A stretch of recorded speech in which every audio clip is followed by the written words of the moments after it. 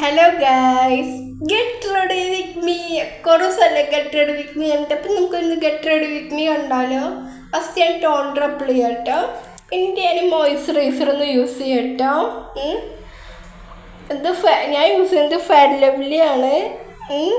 അപ്പം നല്ലതുപോലെ ഫേസിലേക്ക് അപ്ലൈ ചെയ്ത് കൊടുക്കുക. നല്ലതുപോലെ കംഫർട്ടബിളായി ലോളാസ്റ്റിങ് ഹൈ കവറേജിനാട്ടോ ഈ ഒരു മോയ്സ്ചറൈസർ. എനിക്ക് കൂടുതലും ഈ മോയ്സ്ചറൈസറാട്ടോ ഇഷ്ടം. അടുത്തതായി അവിടെ യൂസ് ചെയ്യുന്നത് ഒരു ലിപ് ബാം ആട്ടോ, ലിപ് ടിൻ്റാണിത്.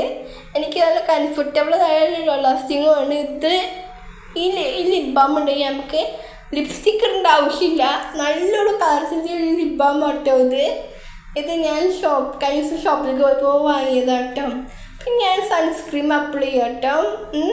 ഇത് നമ്മുടെ ഇതിൻ്റെ റിവ്യൂവിനെ മുമ്പത്തെ വീഡിയോയിൽ പറഞ്ഞിട്ട് അത് കാണാത്തവരെ നീ കണ്ടു നോക്കുക.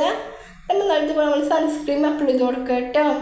എൻ്റെ ഔട്ട്ഫിറ്റ് ആയതുകൊണ്ട് ഔട്ട്ഫിറ്റ് ഇഷ്ടമായ തല കമ്മി പോസ്റ്റ് അഭിപ്രായം പറയാം. നമ്മൾ നല്ലതുപോലെ നമ്മൾ സൺസ്ക്രീൻ അപ്ലൈ ചെയ്ത് കൊടുക്കുക കേട്ടോ. ഇത് വെയിലാണ്, നമുക്ക് പുറത്തേക്ക് ഇറങ്ങാൻ പറ്റില്ല, അത്രയും വെയിലാണ്.